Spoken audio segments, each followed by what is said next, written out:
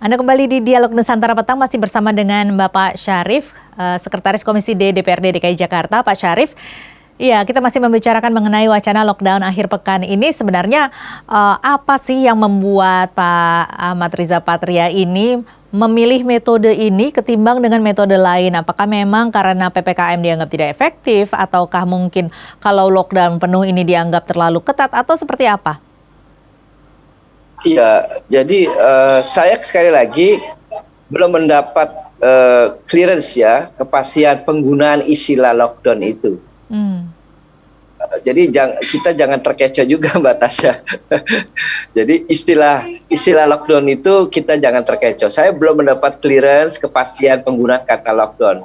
Kalau betul digunakan kata lockdown, maka harus kita bandingkan dengan di daerah luar negeri, kan kira-kira gitu. Iya. Maka kalau oke lah kita kita ikuti pengertian lockdown yang dipakai, kan gitu. Kalau pengertian lockdown yang dipakai, maka itu sebetulnya mirip sama dengan karantina, rujukannya jelas di Undang-Undang Kesehatan. Nah, apabila itu di karantina, di lockdown, maka kita rujuk kepada Undang-Undang Kesehatan ya, ada hak warga yang harus didapat dari pemerintah, misalnya buat hidup, makan sehari-hari apakah cukup. Sekarang kan dikasih BST ya, bantuan sosial tunai. Tapi BST itu kan disasar buat kelompok rentan, ya, buat kelompok rentan. Tapi kalau lockdown itu kan menyeluruh, baik rentan, kelas menengah maupun kelas middle class atau kelas ke atas, sama nasibnya di lockdown. Apakah nanti ada modifikasi undang-undang itu, kewajiban pemerintah tidak ada, itu menjadi diskusi lebih lanjut. Kalau yang kedua dipilihnya bukan lockdown, maka saya bisa mengatakan oke, bisa dilakukan PSBB ketat dengan modif seperti lockdown. Artinya pemerintah tidak punya kewajiban memberikan jaring pengaman buat kelas selain yang rentan selama 3 hari itu bisa dilakukan. Jadi saya menduga bahwa ini tidak akan dilakukan penggunaan kata lockdown, karena lockdown itu istilah yang tidak dikenali kita. Tapi kalau PSBB total, mungkin yang digunakan itu dengan kompensasi negara, tidak terlalu memikul beban untuk menghidupi warganya ketika orang ditutup kotanya, kan gitu kira-kira. Iya. Ini kalau yang PPKM sendiri ini evaluasinya seperti apa nih Pak? Kenapa? Kalau yang PPKM ini kan akhirnya makanya diusulkan menjadi lockdown akhir pekan ini karena dianggapnya bahwa akhir pekan masih tetap ramai, masih tetap bisa berpotensi untuk menularkan COVID-19. Nah, kalau yang PPKM ini seperti apa kalau Anda menganalisa selama ini? Ya, begini, kalau di PPKM itu kan beberapa kelemahannya itu kan tidak ada keterlibatan secara penuh aparatur, misalnya harus berjaga malam, begitu. Itu bedanya. Maka PPKM bisa ditambah penguatan law enforcement-nya. Law enforcement-nya ditambah misalnya TNI, Polri, ya kira-kira gini, kira-kira gambarannya seperti lockdown gitu loh. Seperti lockdown, mobilitas warga itu dibatasi, dihentikan selama beberapa hari, tetapi negara tidak memberikan fasilitas untuk hidup warga selama dikunci itu. Kira-kira gitu, Mbak. Iya, ini lama-lama soalnya tambahannya aparatur TNI, Polri, dan Satpol itu bisa diberikan kewenangan menindak penuh, kira-kira gitu. Kalau sekarang kan nggak, PPKM itu masih ragu-ragu ya. Saya kira itu. Ini karena sebenarnya lama-lama masyarakat kan menjadi bingung begitu ya Pak ya, karena istilah-istilahnya sendiri saja banyak sekali yang masih belum familiar, seperti misalnya lockdown ataupun PSBB, kemudian ada lagi PSBB transisi, PPKM dan sebagainya. Apalagi kemudian mengadaptasi ataupun menyesuaikan diri mengenai aturan-aturannya. Ini sebaiknya menurut Anda seperti apa? Apakah kalau Anda tadi mengatakan bahwa perencanaan dari pemerintah sudah baik, nah ini apakah dengan mengganti-ganti terus istilah ini, kemudian juga mengganti aturan ini sudah termasuk baik begitu Pak? Iya, saya sih memaklumi ya, kita harus bisa memahami bahwa pandemi ini adalah kejadian pertama kali. Maka ketika diambil kebijakan, di sana sini ada kekurangan sehingga terkesan juga tambal sulam. Kita harus memaklumi Mbak, karena ini pertama kali. Kira-kira gitu Mbak. Yeah. Kita harus memahaminya letak. Nggak bisa menyalahkan sepenuhnya, kok kebijakannya kok berubah-berubah ya. Ya memang harus seperti itu karena kita baru pertama kali. Tapi prinsipnya Mbak, prinsipnya dalam penanganan kendali COVID ini kan dua yang harus dipegang, bahwa kegiatan ekonomi kan gitu ya harus tetap jalan,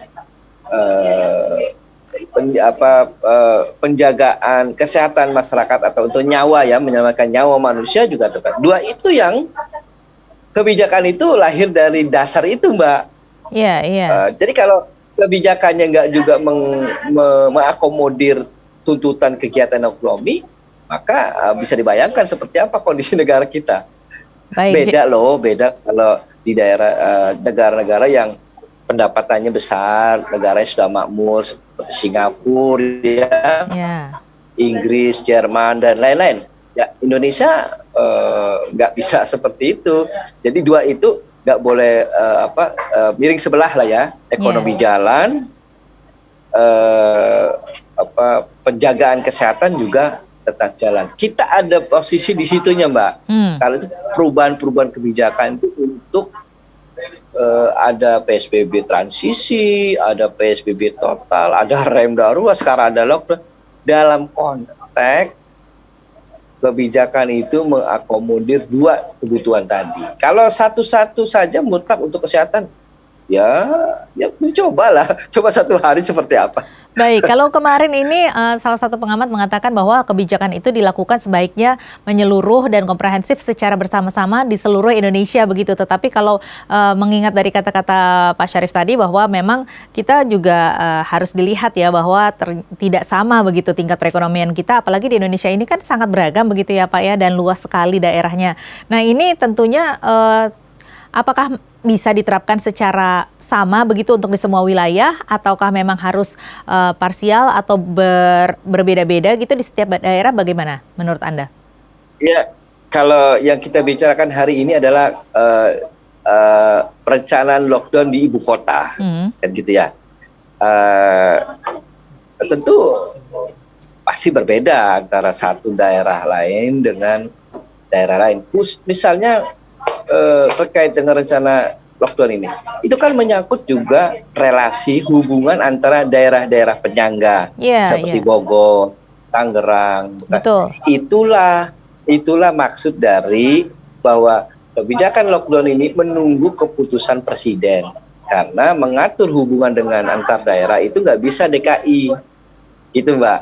Kalau Jabodetabek bisa memberlakukan quote and quote lockdown itu yang dimaksud itu, kita dukung Mbak. Karena apa? Ibu kota itu menjadi epicentrum ya. Bisa dikatakan, banyak ahli mengatakan DKI adalah epicentrum pusat penyebaran COVID, karena itu tepat dimintakan ke pemerintah pusat. Kalau daerah lain, malah dikatakan oleh jubir Satgas Pusat itu mengatakan bahwa untuk daerah-daerah selain merah dan oranye nggak diperlukan lockdown, kira-kira gitu. Ya pasti ya, saya jawab pasti kebijakan itu berbeda-beda. Oke, baik. Jadi sejauh ini sikap dari DPRD masih wait and see begitu ya, masih melihat perkembangan yang ada dan juga usulan yang tepat dari Pemprov DKI Jakarta. Ya, kita menunggu. Saya beberapa kali coba hubungi Pak Wagub, agak susah ya. Nanti malam dapat penjelasan secara lengkap. Jangan-jangan nih kutipan media ya nggak tepat, kira-kira gitu ya. Biasanya gitu. Karena apa? Karena sekali lagi Mbak, lockdown itu tidak dikenal istilah di Indonesia. Iya, oke. Tetapi esensinya adalah ini adalah mengkarantina atau membatasi kegiatan masyarakat secara total untuk tidak keluar rumah pada akhir pekan, begitu. Intinya adalah begitu, Pak. Nah, kalau itu nanti akhirnya diajukan, ini kira-kira seperti apa yang sebaiknya dilaksanakan? Pelaksanaannya seperti apa menurut DPRD sendiri? Saran saya adalah pemberlakuannya itu secara bertahap, Mbak. Misalnya saya sebut Jumat sore pertama sampai Sabtu pagi cukup dengan 12 jam. Kita lihat monep dulu, monitor. Jadi harus ada monitor dan evaluasi dulu ya Pak ya. Hasilnya apa selama lockdown atau lockdown yang 12 jam. Kalau berhasil naikin lagi levelnya kan 24 jam. Naikkan lagi. Orang kita sama-sama tahu sadari bahwa paternalistik sekali Mbak orangnya. Kalau nggak ada contoh itu nggak bisa, percaya dengan saya. Harus ada contohnya. Karena itu kita bangga juga ya Presiden pertama kali divaksin tuh ya itulah cocok warga kita. Iya, jadi perlu juga peran serta dari tokoh-tokoh masyarakat seperti yang Anda katakan tadi begitu ya Pak? Ya, masyarakat akan lihat ada contohnya nggak ya lockdown dari jam sekian kan kira-kira gitu. Baik. Nah kalau ada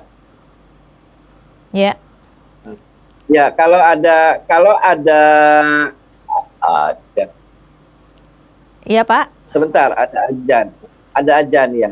Iya baik Pak. Iya memang kita harus dengarkan. Ya. Jadi kita harus. Kalau tidak ada contoh. Kalau tidak ada contoh, masyarakat tidak akan ikut berpartisipasi, Mbak. Baik.